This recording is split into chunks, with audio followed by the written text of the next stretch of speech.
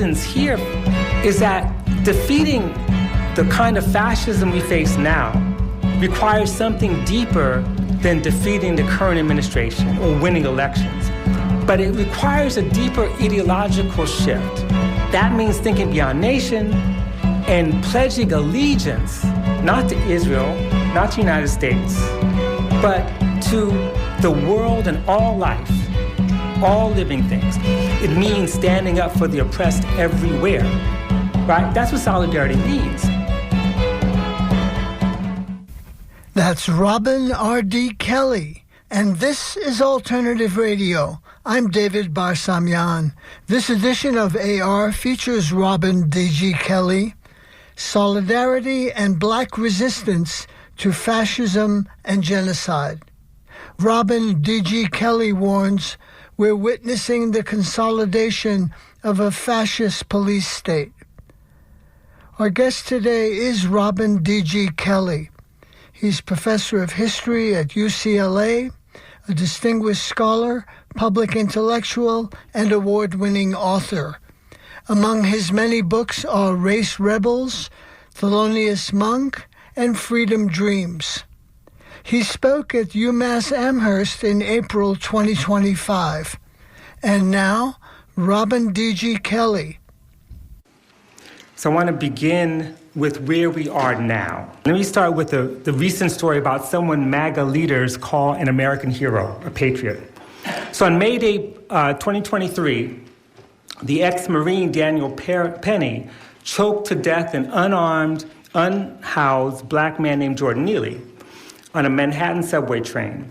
Now, Neely was deemed a threat because he shouted, "I want food, I'm not taking no for an answer, I don't mind going to jail and getting life in prison, I'm ready to die."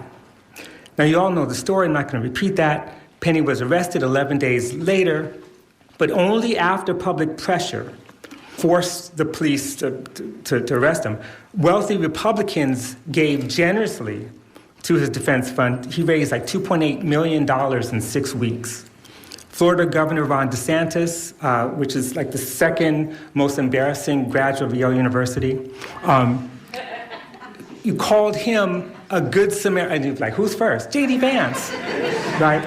So he called Penny a good Samaritan, which, you know, is it's a bizarre association when you think about it, given the fact he's Catholic and clearly hadn't read the Bible, because Jesus' parable of the Good Samaritan, he stops and helps a man who had been badly beaten and robbed, bandaging his wounds, housing and caring for him when others pass him by.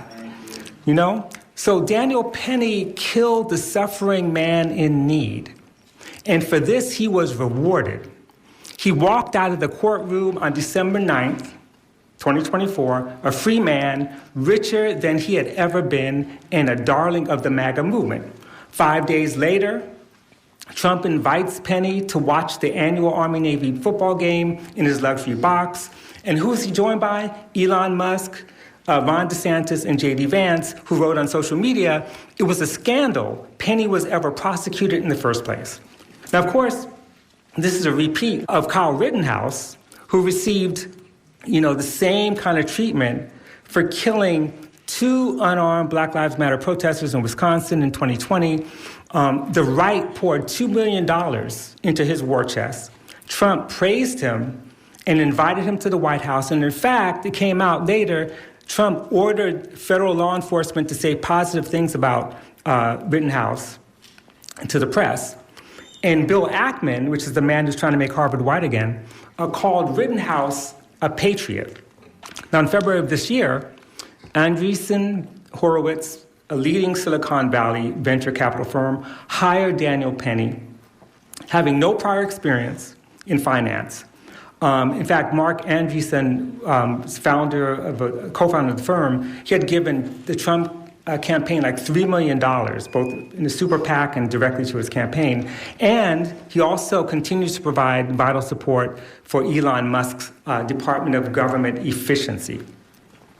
Now, tall, fit, blonde-haired, chiseled features.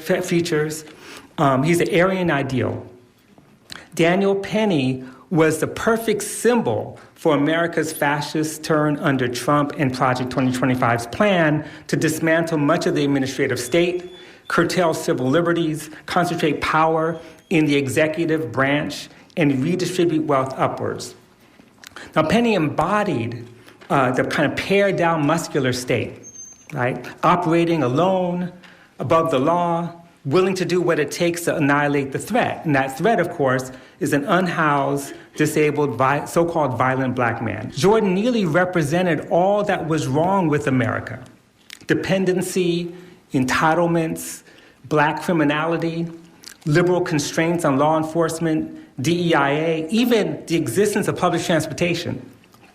Penny represented the will and the vision of the Heritage Foundation and a cabal of unelected billionaires committed to eliminating the social safety net, workers' bargaining rights, affordable health care, public health safeguards, enforcement of civil and disability rights, academic freedom, investment in renewable energy, regulations on pollution and fossil fuel extraction, as well as criminalizing anti-racism, anti-sexism, and trans identity.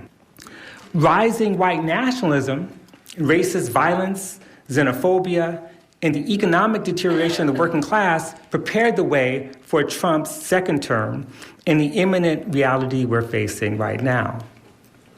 Project 2025 and the alt-right, their roots go back to Charles Koch.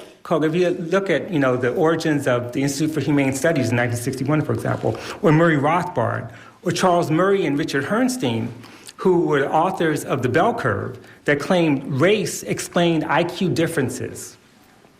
Now, these cats believe in eugenics. Okay, this is very important. They believed in human diversity, right? But human diversity as fixed, immutable, and hierarchical. They insisted that some groups, or stocks, right, were not suitable for freedom or self-rule precisely because of their genetic makeup. So consider at least three people who actually contributed to Project 2025. Dr. Jason Richwine, remember, got a PhD, doesn't make you smart. He argued that Latinx people had lower IQs than white people and proposed using IQ tests to determine immigrant entry into the United States. And he was just appointed to a very high-ranking position at the National Institute of Standards and Technology. Corey Stewart, a failed GOP Senate candidate from Virginia, defender of the Confederacy and the Confederate flag, he had direct ties to Jason Kessler, who organized the Unite the Right rally in Charlottesville in 2017. Now, Richard Hanania, I don't know why I can't say this, because he disturbs me so much. Hanania,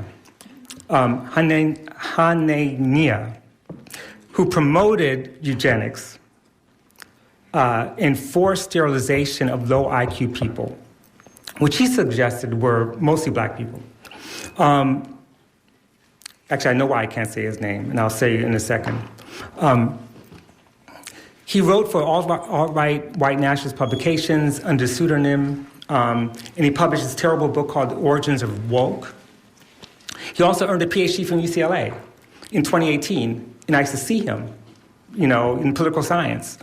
No disrespect for the discipline, but, in 2010, Hanania, in 2010, he wrote, "If the races are equal, why do whites always end up near the top and blacks at the bottom, everywhere and always?" He wrote, "For the white gene pool to be created, millions had to die. Race mixing is like destroying a unique species or piece of art. It's shameful." Hanania also wrote a recent statement on social media. He said, Daniel Penny getting charged, these people are animals, whether they're harassing people in subways or walking around in suits. And it's ironic because Hanania would not be considered white by MAGA standards because he's Palestinian Christian of Jordanian descent. Okay, so one of the points I want to make here is that when Trump issues an executive order ending illegal discrimination and restoring merit-based opportunity and accuses DEIA of violating federal civil rights laws and undermining American values of hard work, excellence, and individual achievement in favor of unlawful, corrosive, these are his words, or actually the statement's words, corrosive and pernicious identity-based spoil systems. We know it is a lie because they don't believe it. And if you need proof that they believe in a merit-based opportunity system, all you have to do is look at Trump's cabinet picks, right? They don't believe in merit-based. Think about that. Or look at Daniel Penny's job offer. You know, no skills, and yet he's got this gig. Besides, if the Trump Project 2025 people really believed that white men are the real victims of racism, then they would not dismantle the laws, institutions, and agencies designed to address discrimination. In fact, what they would do is they would repurpose those institutions that are designed to address discrimination for the purposes of protecting white people. But what they're doing instead is claiming the right to be racist and to use the levers of the state to reinstitute a form of apartheid or Jim Crow. And instead, they turn to fiction. And, you know, the amount of fiction that comes out of these executive orders and comes out of the mouths of all these people, it's astounding to me, you know? But Trump's most recent executive order claims the Smithsonian Institution is, quote, under the influence of a divisive, race-centered ideology that promotes, quote, narratives that portray American and Western values as inherently harmful and oppressive. Of course, no one teaches that. Restoring truth and sanity, according to the order, means accepting race as a biological reality. Now, I want you to follow me here. He's arguing, or I shouldn't say he, the people behind Trump, the whole Project 2025 people, the people who go back to the bell curve, are actually arguing that race is a biological reality and not a social construct. The very idea that race is a human invention, according to Trump, is a dangerous lie. And of course, that makes perfect sense given the logic, because if you believe that diversity or difference is immutable and that there's a kind of a hierarchy, then you have to believe that race is biological. You can't believe it's socially constructed. Now, promoting ableism is a central part of their plans. And as we know, it's foundational to fascism. It's as important as race, right? Ableism. The able body is a metaphor for the nation. They're obsessed with masculine energy, with trad wives. They continue to defund medical research, dismantling the EPA, shielding corporations from liability from anything, from pollution, manufacturing chemicals like herbicides, like Roundup, workplace injury, firearms manufacturing, and just deregulating all that. And all of these assaults are on people with disabilities. And of course, don't be surprised when they start proposing, forced sterilization, which is a universal fascist policy. Now, Trump's anti-trans orders harken back to the lavender scare of the 1940s and 50s, which intertwined homophobia and anti-communism and resulted in the purging of at least some 5,000 queer people from federal government jobs.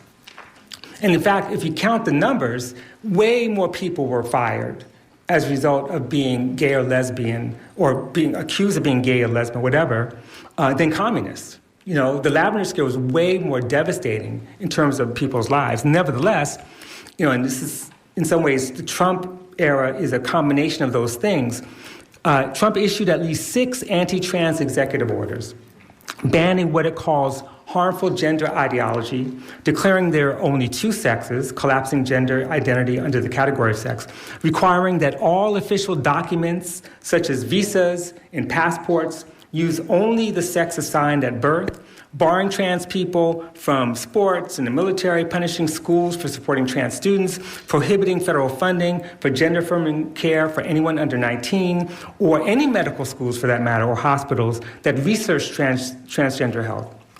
So if you take all this stuff together, these bans essentially facilitate the destruction of trans people as an identity group, stripping them of any federal recognition or any legal protections.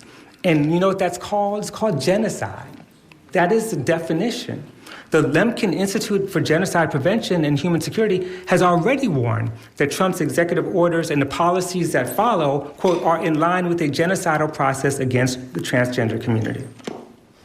And the last one I want to talk about is this police state we're living under.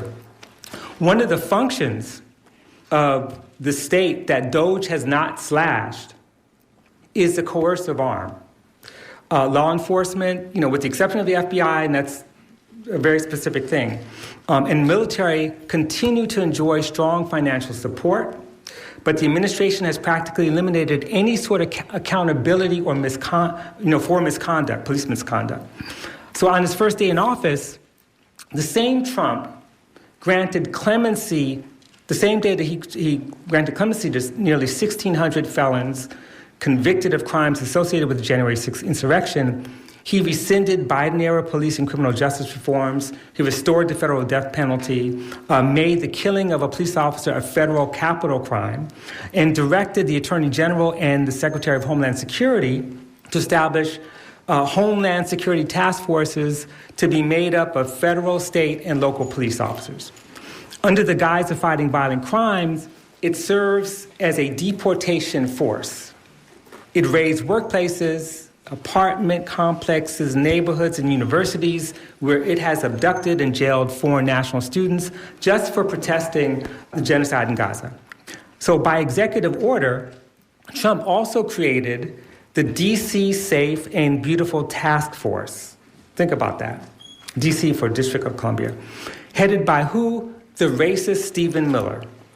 And the task force will coordinate local officials to deport so-called illegals, increase the overall police presence, and speed up the processing of applications to carry concealed weapons. You think about what that means, right? So we're witnessing the consolidation of a fascist police state, although, and then this is one of the points I want to make right now, is that for some of us, this has been a permanent feature of life. So Langston Hughes, who in a speech in 1936 said, "Fascism is a new name for that kind of terror the Negro has always faced in America." This kind of terrorism is extending more and more to groups of peoples whose skins are not black. Now, Hughes, of course, was not alone in understanding fascism in this way. Black radical intellectuals, had located the roots of European fascism in the colonial order long before Hannah Arendt or Jean-Paul Sartre, and others had made the same argument. And after World War II, the publication of Aimé Césaire's Discourse on Colonialism, where he argued that the real crime of fascism was the application of colonial procedures to Europeans, which, quote, until then had been reserved for the Arabs of Algeria, the coolies of India, and the blacks of Africa. And he observes that Europeans tolerated Nazism, this is a quote, before it was inflicted on them, that they absolved it, shut their eyes to it, legitimized it, because until then, it had been applied only to non-European peoples. Think of it, he continues. 90,000 dead in Madagascar, Indochina trampled underfoot, crushed to bits, assassinated, tortures brought back from the depth of the Middle Ages. And my favorite quote from Du Bois from The World in Africa, where he writes, "There was no Nazi atrocity which Christian civilization or Europe had not long been practicing against colored folk in all parts of the world in the name of and for the defense of a superior race born to rule the world." In other words, fascism was not some aberration from the March of Progress. It was the logical development of Western civilization itself, a civilization based on racial classification and hierarchy, on colonial domination, capitalist exploitation, and violence, the violence that comes with it, dispossession, enclosure, slavery, state regulation, and state regulation and reproduction. So settler colonialism is an expression of this incipient fascism. That's when we're talking about the longue durée. The fascist state never portrayed itself as against the people. It claims to be an expression of the people partly to protect us from those who are not the people. So in other words, the people are those who are outside the people. Those are the others. Black people, immigrants, Jews, Roma. And we can call this anti-democratic democracy. It's always grounded in the production of racial difference and is foundational to settler colonialism. Therefore, from this perspective, fascism is not at odds with liberal democracy. In fact, Michael Hanchard shows in his book, The Spectre of Race, every modern democracy was founded as an ethno-national racial state. Every single one. Think about it. Every modern democracy was founded as an ethno-national racial state.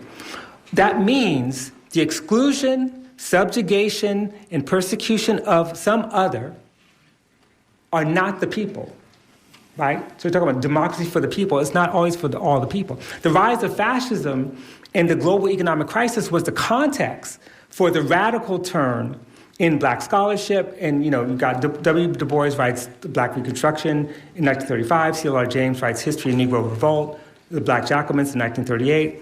You have the writings of Louise Thompson Patterson, George Padmore, Claudia Jones, Marvell Cook, Ella Baker, Richard Wright, and so forth. They were all produced in response to fascism and the growing anti-colonial movement. And as Cedric Robinson argued decades ago, the confrontation with fascism led these same intellectuals to, study and examine black revolt through a kind of limited Marxist lens, forcing the best of those to adjust that lens, right, and therefore contribute to a new understanding of expressions of black resistance. The black left saw fascism on the horizon because it was familiar to them. They knew it. They recognized it. They were what they used to call premature anti-fascists.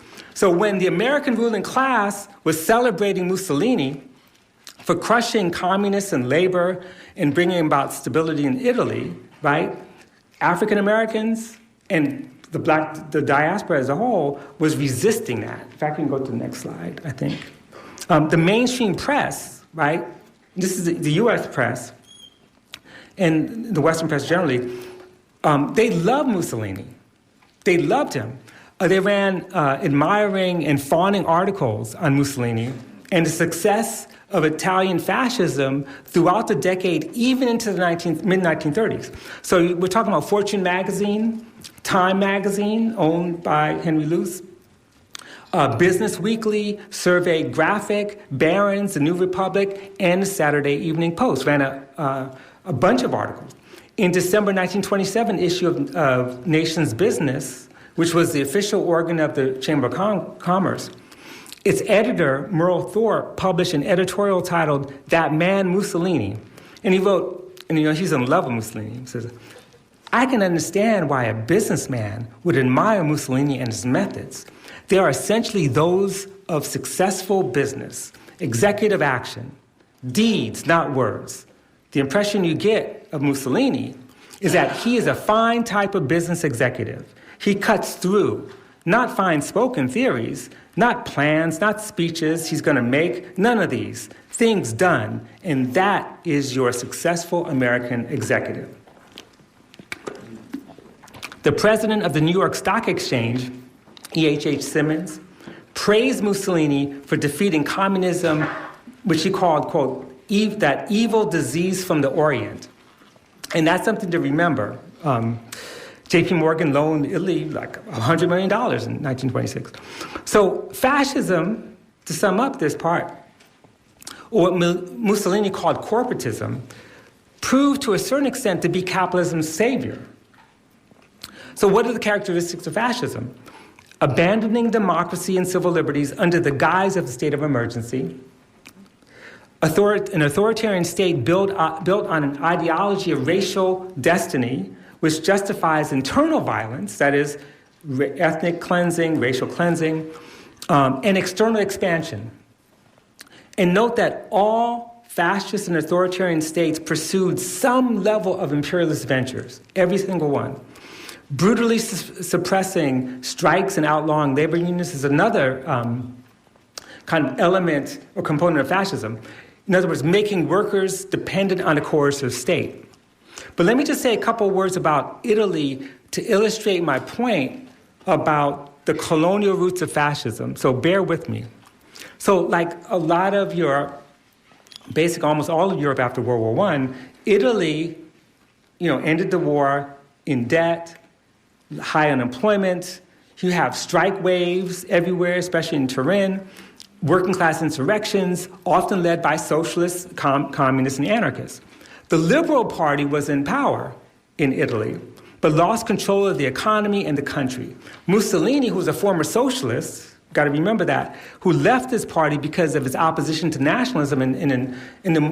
Just a side note, the most amazing thing about the Italian Communist Party and Italian socialists is that they held on to internationalism. They resisted the war. Whereas a lot of the other socialists in the Second International, they became nationalists right away. So Mussolini's pissed off about that, so he forms the Black Shirts, these paramilitary squads made up of disgruntled veterans. They attacked socialists and communists. The Liberal Party had a choice. Now, they could have collaborated with the Communist Party or the fascists, and they chose the fascists. Liberals make bad choices. I'm just saying. So trade unions called a general strike in 1922. The fascists crushed the strike, marched on Rome, and basically seized power because they were not interested in collaboration with the Liberal Party. The Liberal Party just capitulated, saying, well, here, you got power. So Mussolini is now in power. He's set to rebuild the Roman Empire to restore national pride. So what does he do? Well, he already has Libya, so he invades Ethiopia. Now, we have to pay attention to the brutality of Italian colonialism because one of the big myths about Italian fascism is that it was more benign and not as racist as, say, the Nazis. The fascists did come to see themselves as a race, right? A Mediterranean version of Aryans. And while they did not organize Jewish death camps to that degree, they practiced fascist violence in the colonies.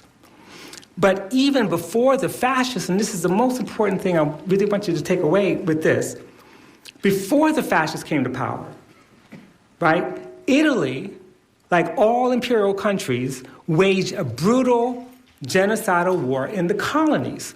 So during the Italo-Turkish War in 1911, Italy colonized Libya, which had been a part of the Ottoman Empire, under the Liberal Party.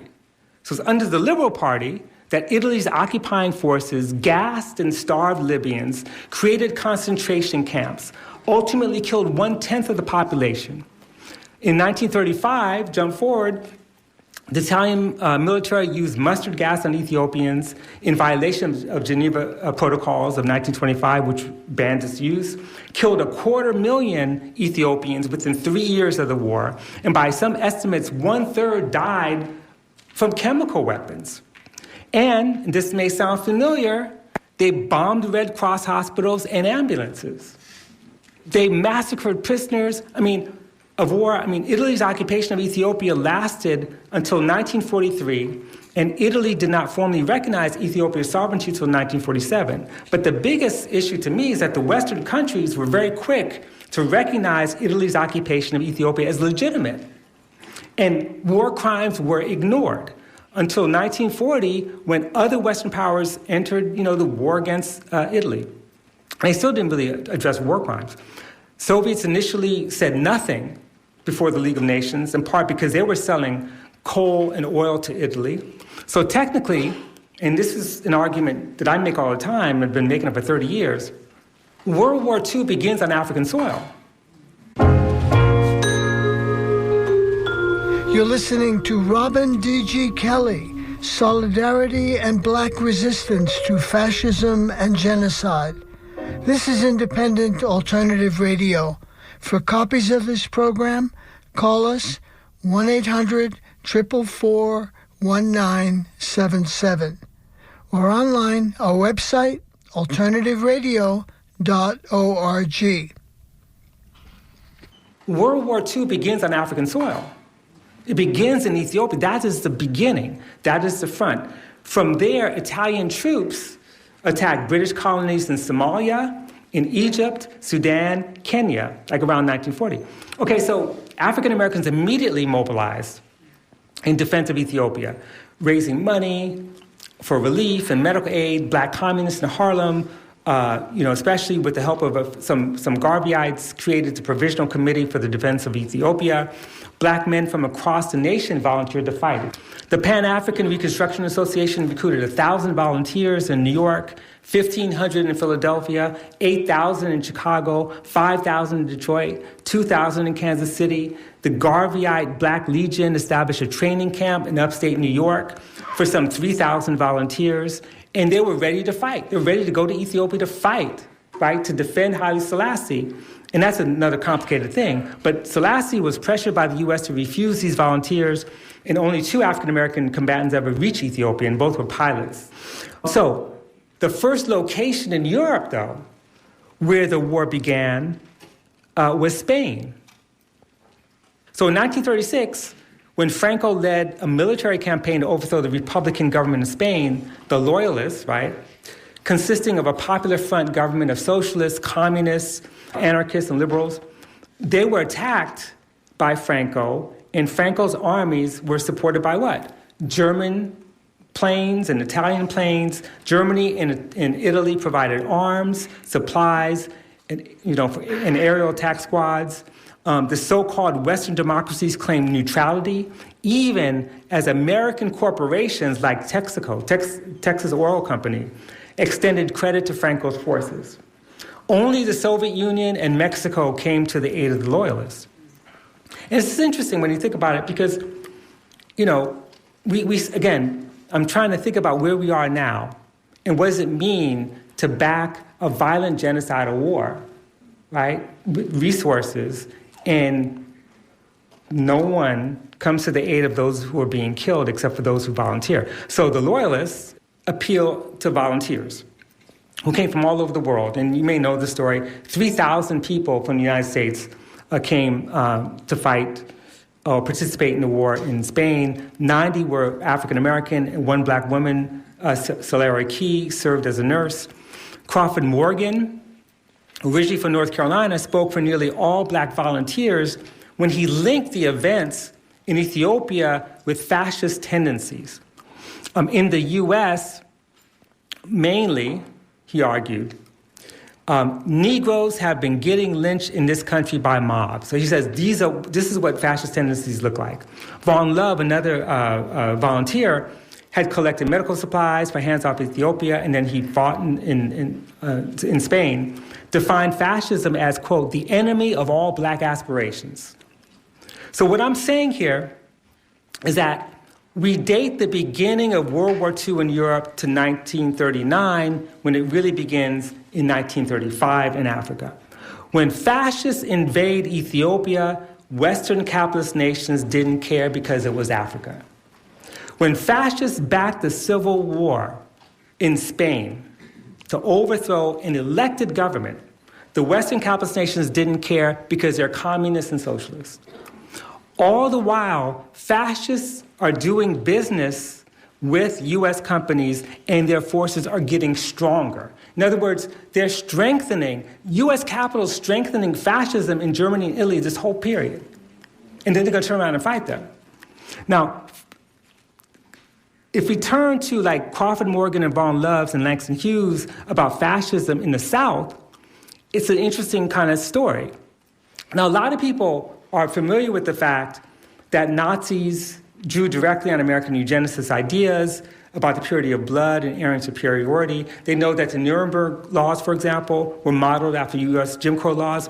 And we know that, and that's interesting. But see, to me,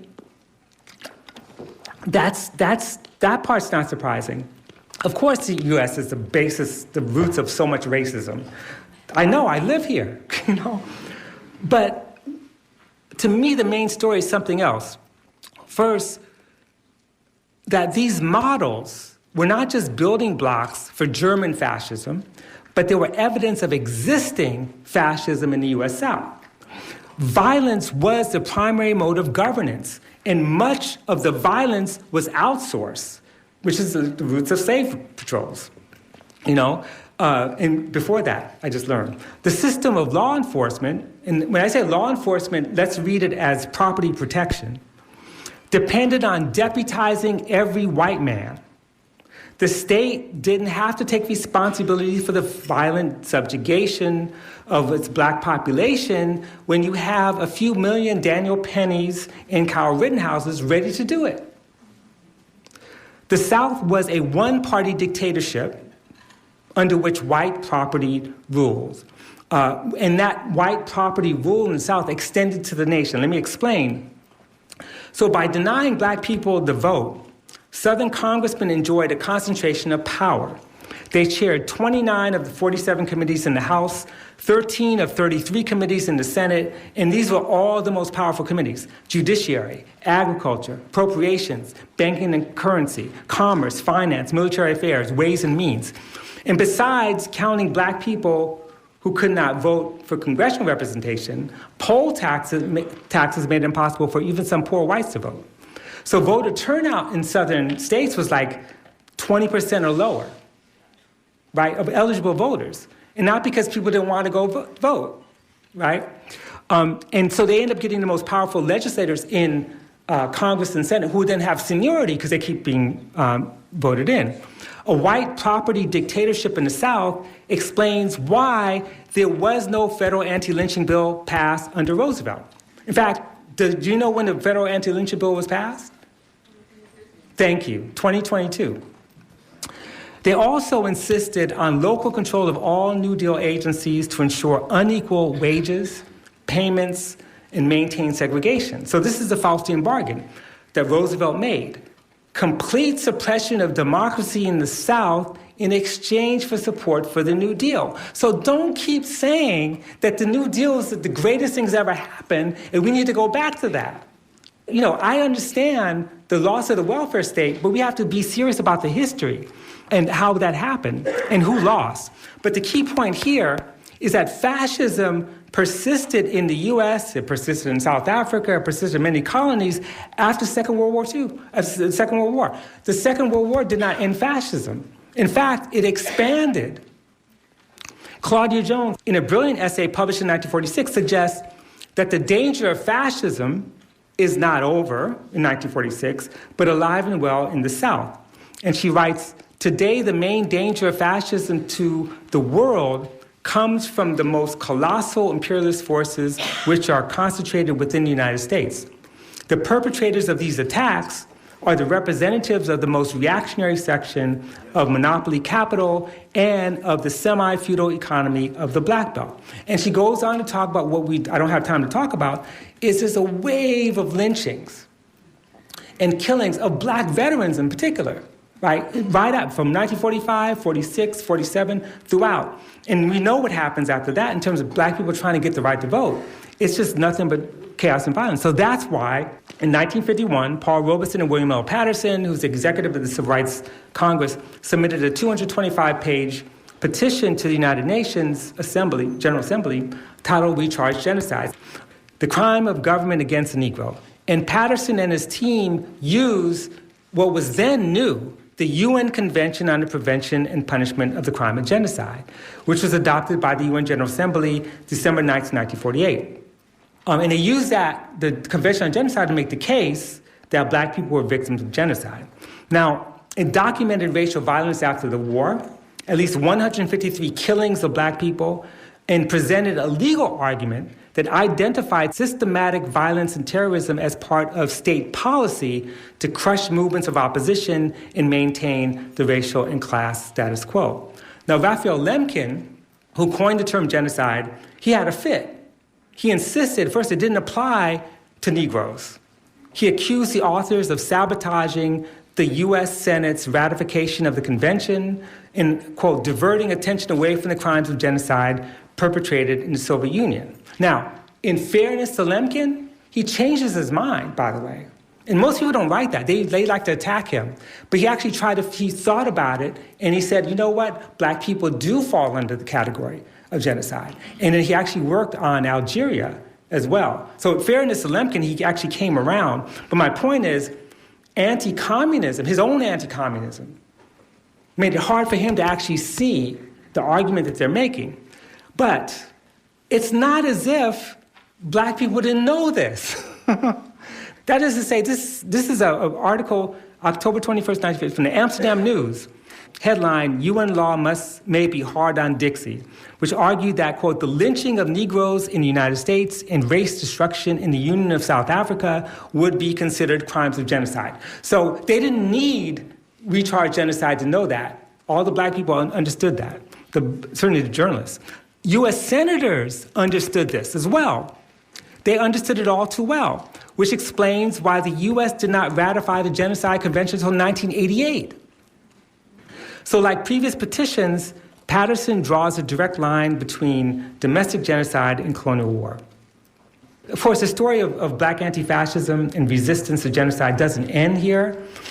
From 64 to 72, the U.S. had more urban insurrections than any other Western country in the world. In other words, war was taking place. It's not a stretch to say the United States was the epicenter of urban warfare in the Western Hemisphere. And it was also the epicenter of counterinsurgency tactics in the hemisphere. Police and the National Guard turned black neighborhoods into war zones, arresting tens of thousands of people, employing tanks, machine guns, and tear gas to pacify the community. I don't know why anyone doesn't realize that war was taking place in the United States on U.S. soil. But it just was in the ghettos. Like, that's war. So, therefore, some of these people involved in rebellions sparked by these incidents of state violence named the repression fascist, and they saw themselves as anti-fascist, and hence some of the use of fascism here. So consider Revolutionary Action Movement, the Black Panther Party for Self-Defense, the Community Alert Patrol, Black Liberation Army, the Brown Berets, the National Committee to Combat Fascism, the Black Liberation Front. All of them use the term fascism to refer to state violence and to the way the state treated black people. State and vigilante violence, of course, actually escalates in the 70s and 80s with the defeat of the insurgency of 1968. I just want to say the black radical tradition against fascism and genocide continues to this day, and so does the deep commitment to internationalism, be it Haiti, Congo, Sudan, and of course Palestine.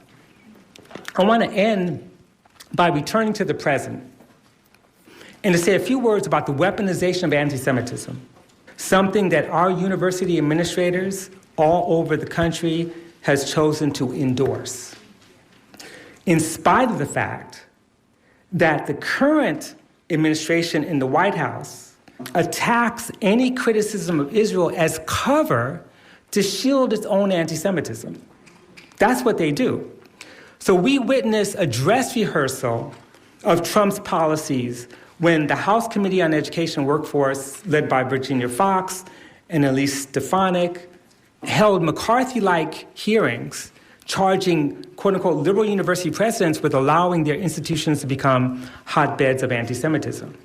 Now, if anti-Semitism was the primary concern, they would have investigated the white nationalists and Nazis who attacked our students on my campus at UCLA for their Palestine Solidarity encampment, right? But none of them were investigated. If anti-Semitism was a concern, the January 6th insurrectionists, right, would be investigated. I mean, you had people wearing sweatshirts that said Camp Auschwitz. You had people wearing T-shirts that said 6 MWE, 6 million weren't enough. And they all got exonerated, right? Christian Zionists and white Christian nationalists make up a significant part of the MAGA base. They claim to be defenders of Israel, and the Israeli right embraces figures like Reverend John Hagee, head of Christians United for Israel. And this is the same minister who once preached that God sent Hitler to hunt the Jews, and the Jews will suffer for eternity in hell. I'm so stupid. I think that's anti-Semitic, but what the hell? Now, these are the folks who preach the new dispensation that Jesus will rise from the dead, return the Holy Land to the Christians. So whereas Israeli leadership is chomping at the bit to take all of Palestine, Eretz Israel, Christian Zionists are waiting for Judgment Day so that they could take all of Israel from the Jews. In this scenario, financing Israeli aggression and shielding it from international law does not make Jews safer, especially those Jews who are anti-Zionists or just critical of Israeli policies. And the Trump administration will continue to stay silent on right-wing anti-Semitism while punishing all supporters of Palestinian liberation. In other words, and follow me here, the current regime demands fealty to Israel, but not to the Jewish community. Jews are still suspect, and Christianity is perceived to be under threat. And if you don't believe me, read Executive Order 14202, Eradicating Anti-Christian Bias. Just read it. Think about what it means, right, for Zionist organizations like Betar to turn in foreign national students critical of Israel for deportation. Here, I can't help but think about all those Israeli men who show up at our protests, who heckle and disrupt our protests, and they're wrapped in American flags. Sometimes it's like the flag of Israel and the United States, but mostly American flags. And they're standing there calling for more deportations when the same government they're working for just pardoned proponents of the Great Replacement Theory. Think about that. They delude themselves into thinking they're safe, right? And of course, none of this is new. And by the way, they're coming for all of us. And I will say publicly right here, I'm being filmed, if they come after anybody, including Zionist Jews, you don't think I'm going to defend them? Of course I am. Because this is about a war against people that's deeply anti-Semitic, and they don't even realize it. It's like they're cutting their own throat. So, of course, none of this is new. Those of us who have been fighting for Palestine's freedom are familiar with Canary Mission. They got a terrible picture of me out there.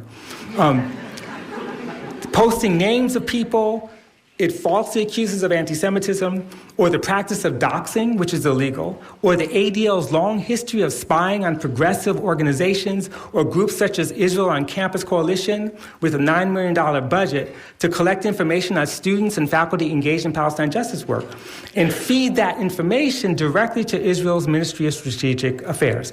Now, rather than investigate these organizations for libel or invasion of privacy, or violating the Foreign Agents Registration Act, the state incorporates them into the police apparatus. It's like the deputizing of white men, the deputizing of those Zionist Jews who think somehow that the state that's against them is for them because they do the dirty work of defending a right-wing regime in Israel and defending the occupation, defending war and genocide. So many of us are panicking over Columbia's appeasement. By the way, when UCLA's appeasement appears, it's going to make Columbia look like the resistance. It's coming. But what they forget, though, is that at least since 2009, American colleges and universities have been relentless in their suppression of Palestine advocacy. They didn't need the Trump administration. Before the encampments, university administrators have been predisposed to arrest student protesters, initiate disciplinary hearings, and rarely have university presidents elected to negotiate seriously in a way that would consider divesting from companies that fuel and finance war and occupation of Palestine. No college or university has suffered financially from divesting from apartheid South Africa, from private prisons, or the fossil fuel companies. Show me one university that went out of business because they divested. Just show me one. You can't, because I'm right. So, histories of anti-apartheid, ironically, right, the anti-apartheid protests on campuses at Yale, Princeton, Cornell, UCLA, are used to advertise their commitment to social justice. I'm sure it happens here too. The truth is, they are worried about the symbolic costs of bucking the Palestine exception and the real costs in terms of potential loss of donors. That's the thing they're concerned about. Calls for divestment or even a permanent ceasefire elicit absurd charges of being pro-Hamas. Seriously? Anti-Semitic. Proponents of Israel's annihilation. Trustees and donors have gone further, demanding even harsher punishments for student protesters and conspiring with the corporate and legal world to deny them future employment, which is also illegal. And university leaders have chosen to cower before such threats rather than stand up for the rights, well-being, and safety of all their tuition-paying students. And the last point is really crucial because it explains why our universities have become police states. UCLA spent $12 million in spring alone just to suppress protests. The UC system spent on a whole $29 million. My point is that, it's important to name the ongoing attack on critical thought by way of the Palestine exception waged by our own liberal administrations because it is so easy to blame the right. The lessons here, for me at least, and this is a kind of broader lesson altogether, is that defeating the kind of fascism we face now requires something deeper than defeating the current administration or winning elections. But it requires a deeper ideological shift. And for me, it means to go to the root, to understand that when we keep repeating Martin Niemöller's words, first they came for the socialists and I did not speak out because I'm not a socialist, and so forth and so on, it's kind of disingenuous because we have to find a way to live the implications of the warning. Not just repeat them maybe once in a while when things get hard. That is to say, we need to always stand in solidarity and fight for others as if our lives depended on it, right?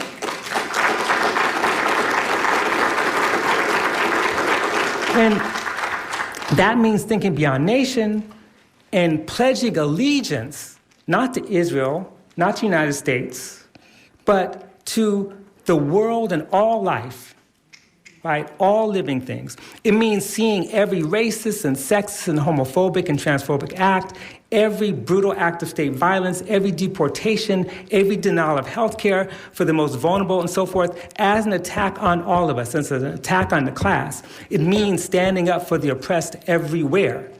And we don't have to ask for something in return, right? That's what solidarity means. And we have to remember, and again, this is the Black radical tradition, that some of the most dynamic movements emerged at the height of racist reaction, economic crisis, war, and militarism. These movements were fueled not by false optimism, but by a deep understanding of the reality that they face. The Black radical tradition understood that the only way to ensure our survival, right, our very survival, was to envision a radically different future for all of us, everyone in it, even the people we don't like, and fight to bring it into existence. Thank you.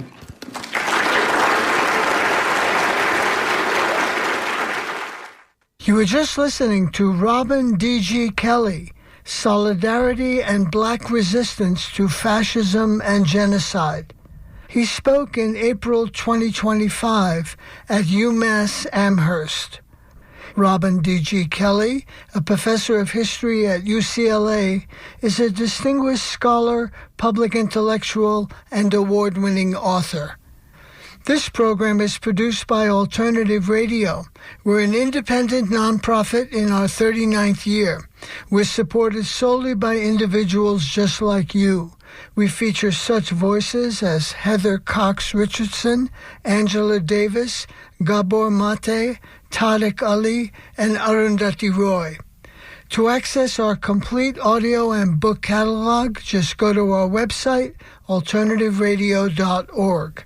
For copies of today's program, Robin D.G. Kelly on Solidarity and Black Resistance to Fascism and Genocide, and for Howard Zinn's classic book, You Can't Be Neutral on a Moving Train, just call us 1-800-444-1977 or online our website, alternativeradio.org. Printed transcripts, PDFs, and MP3s of this program, just call us 1-800-444-1977.